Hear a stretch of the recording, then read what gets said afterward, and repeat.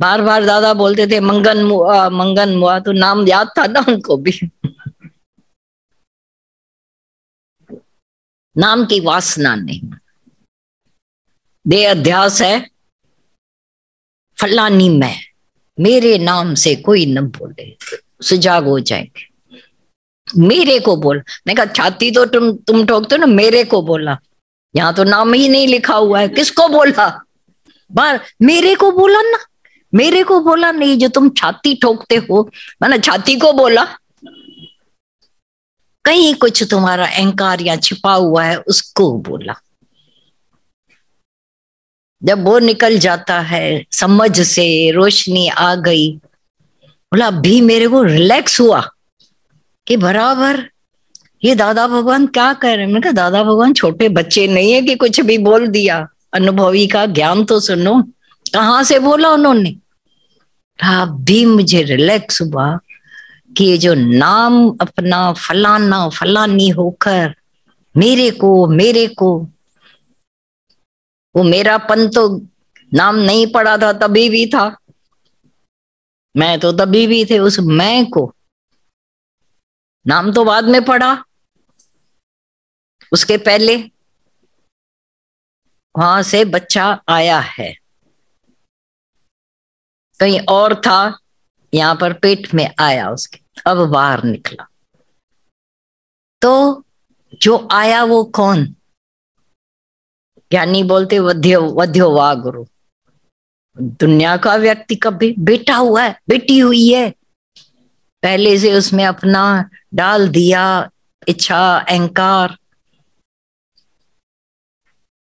उन दिनों सालों पहले जब बेटा पैदा होता था, शादमाने होते थे, बेटी आई है ठीक है, तो फॉरेन में बोला जाता था, जो इंडियन रहते थे, बोला एक बैल आया है, अब हमारा भार ढोने लेके लिए आया है, इसीलिए वो खुश होते हैं कि अभी बैल पैदा। वो गाय तो नहीं उठाएगी हमारा भार, वो तो पराए घर में जाएगी, लेकिन ये जो बैल आए हैं वो हमारा सारा भार उठाएंगे, इसीलिए वो खुशियां करते हैं। आज दुनिया ने पलटा खाया है, वो अलग बात है। तो ये विचार करें, भगवान कहता है कि मैं बड़ा एक स्वरूप, तुम कहते हो मेरा बड़ा। आया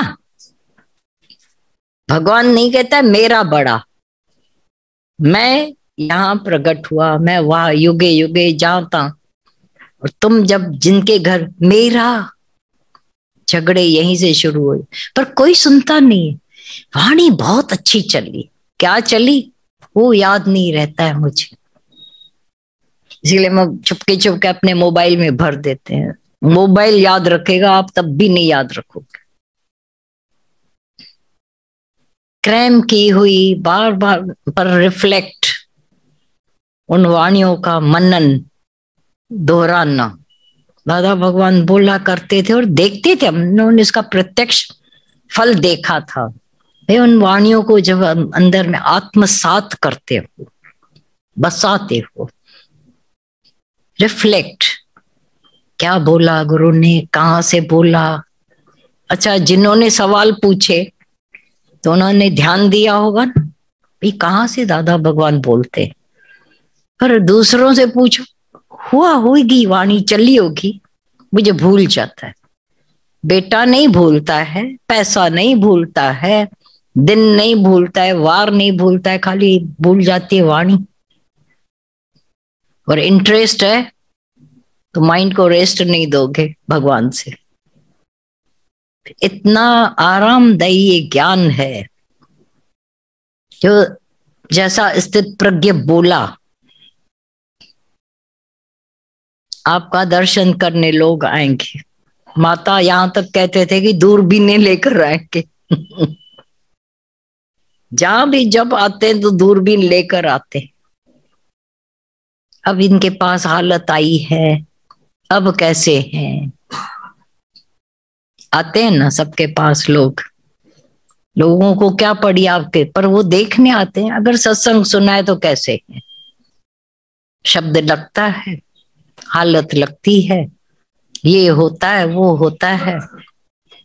आपके प्रति सबका भाव बने, ये भी इनको नहीं लगता है, इनको, क्योंकि आपको नहीं लगता है। जब आप लोगों को नहीं लगता है, सारी दुनिया हाथ मल के चली जाएगी। हम तो देखने गए थे कि कैसे बैठे हैं, लेकिन हम सीख के आए। यह है ज्ञान। अगर कॉन्शियसली ऐसा सुनना होगा, कॉन्शियस होकर एक एक, तो हर वचन शिक्षा का शास्त्र हो जाता है। फिर अपमान नहीं लगता है, निंदा नहीं, सीखने की धारणा बनती है। और सीखे। मूड ऑफ करने की दुनिया में कोई जरूरत नहीं है। मेरे को ऐसा बोला, सीखने के लिए बोला। और सीखने की उम्र कभी नहीं होती है, कोई उम्र नहीं है जब नहीं सीख सके। सच है। वो राम तीर्थ ने बोला, मैं गया था जापान, तो वहां 94 का एक आदमी था जो 14th नंबर लैंग्वेज सीख रहा था। जापान और चाइना पास में, चाइनीज सीख रहा था पढ़। बोला आपकी उम्र कितनी है? तो बोला 94, खाली 94 है। 94 खाली है। आप कहाँ से आए हो? बोला मैं इंडिया से। बोला इंडिया में तो 60 के बाद लोग बूढ़े हो जाते हैं। उसने बोला मेरी उम्र अभी है क्या? ओनली 94। हेड्स ऑफ किया उसको। बोला अभी उम्र बहुत पड़ी है, मैं सीख लूंगा अच्छी तरह से, इसमें क्या है। बोला मैं वहां से सीख के आया कि उमंग वाले कभी बूढ़े नहीं होते, और नहीं तो 20 साल वाले भी बूढ़े हैं, मुर्दार। जब शक्ल देखो, बोलो हमारी अभी जो दूध पीने की इच्छा थी वो भी चली गई। आपकी शक्ल को देखकर हजारों तकलीफें, सो व्हाट, लेकिन ग्रसित नहीं हो जाए बस। आपको देखकर लगे ना वे उमंगों में भरे हुए हैं। और जो होते हो उमंगों वाले, उनको कोई उदास निराश दुखी कर भी नहीं सकता। उनसे लोग एनकरेजमेंट लेकर आते हैं। ये स्थित प्रज्ञा का लक्षण क्यों पूछा?